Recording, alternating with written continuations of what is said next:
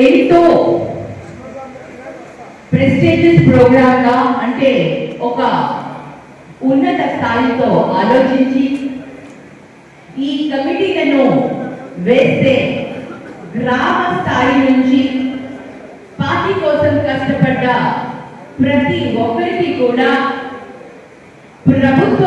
ప్రభుత్వంలో లేనప్పుడు అపోజిషన్ లో ఉన్నా కూడా మన పార్టీని అంటుపెట్టుకొని మనకు అండగా ఉంటున్న కార్యకర్తల కోసం ప్రతి ఒక్కరికి కూడా ఒక హోదా ఇస్తూ ఒక పదవి ఇస్తూ వారికి గుర్తించి వారికి ఐడి కార్డు ఇస్తే ఇప్పుడు ఎవరైతే కష్టపడుతున్నారో వారందరినీ కూడా మన ప్రభుత్వం వచ్చిన తర్వాత ఆ గుర్తింపు కార్డే మీకు ఒక వరంగా తయారవుతుంది. ప్రతి ఒక్క కార్యక్రమంలో ప్రతి ఒక్క సంక్షేమ పథకాలలో మిమ్మల్ని ముందుంచి కార్యకర్తలను ముందుంచి కార్యకర్తల ద్వారా ప్రతి కార్యక్రమాన్ని ముందుకు తీసుకుపోయేందుకు శ్రీ వైఎస్ జగన్మోహన్ రెడ్డి గారు మన అందరికీ కూడా ఒక పిలుపునిచ్చారు. ప్రతి నియోజకవర్గంలో గ్రామ స్థాయి నుంచి కమిటీలను ఏర్పాటు చేసుకోవాలి.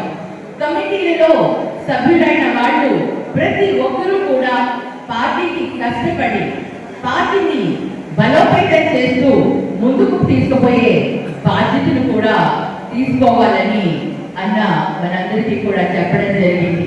మరి ఈరోజు పార్టీలో ఎవరికైతే ఐడి కార్డ్స్ ఇస్తారో వాళ్ళందరినీ కూడా డిజిటలైజేషన్ చేసి అంటే పర్మనెంట్ గా మీరందరికీ కూడా ఆ సభ్యత్వం ఆ పదవి అనేది మీకు ఉంటుంది అని శాశ్వతంగా ఉండేందుకు అన్న డిజిటలైజేషన్ కూడా చేయమని చెప్పడం జరిగింది. మరి ముఖ్యంగా మనం అందరం చూస్తే కూటమి ప్రభుత్వం ఏ విధంగా మనందరినీ కూడా అంటే ముఖ్యంగా ప్రజలు ఈ రోజు ఇక్కడ ఉన్న వాళ్ళందరూ కూడా వైఎస్ఆర్సీపీ పార్టీ కార్యకర్తలే ఉన్నారు కాబట్టి మనం అందరం కూడా ఒక్కసారి ఆలోచించాలి. మనం అందరం కూడా ప్రజా ప్రతినిధులుగా ప్రజల్లో ఉండే మనుషులం కాదు, మనం వ్యక్తులం కాబట్టి మరి వాళ్ళందరికీ కూడా ప్రజలకి మనం తెలియజేయాల్సిన విషయాల గురించి ఈ రోజు మనం మాట్లాడుకోవాలి.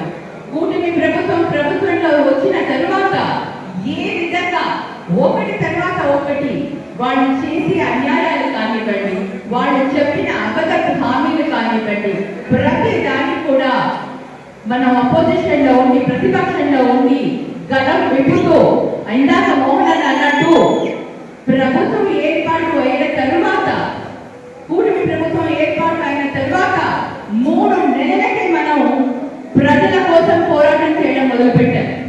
అదే కూటమి ప్రభుత్వం 3 సంవత్సరాలు కూడా బయటికి రాలేదు. ఈ రోజు వాళ్ళు అబద్ధపు మాటలతో ప్రభుత్వం ఏర్పాటు చేశారు కానీ మరి ఏ ఒక్క హామీ కూడా వాళ్ళు నెరవేర్చలేదు. ఒక్కసారి మనం అందరం కూడా ఆలోచిద్దాం. అసలు జగనన్న చేసిన ప్రతి కార్యక్రమాన్ని నవరత్నాలన్నీ కూడా కాపీ కొట్టి సూపర్ 6 అని మనందరి ముందుకు వచ్చాడు. ఆయన అంటూ స్వయంగా ఏదైనా సంక్షేమ పథకాన్ని తీసుకొని వచ్చాడా? ఏ ఒక్కటి తెలియదు.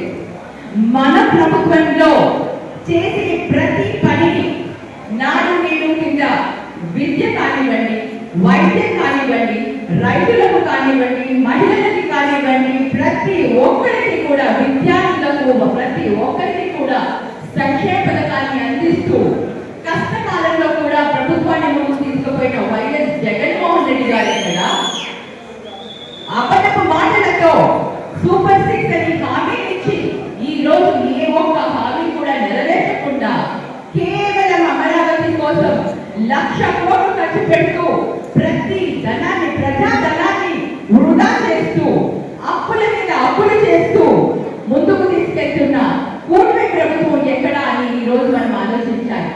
ప్రజా సంక్షేమం కోసం అప్పులు చేస్తున్న రోజు మన రాష్ట్రం శ్రీలంక అవుతుంది అని అన్నారు. మరి ఈ రోజు అంతకు మించి 3 ఇంతలు అప్పులు చేసి మన రాష్ట్రాన్ని ఎక్కడికి తీసుకెళ్తున్నాడో ఈ రోజు ప్రజలందరూ కూడా ప్రశ్నించాల్సిన సమయం వచ్చింది.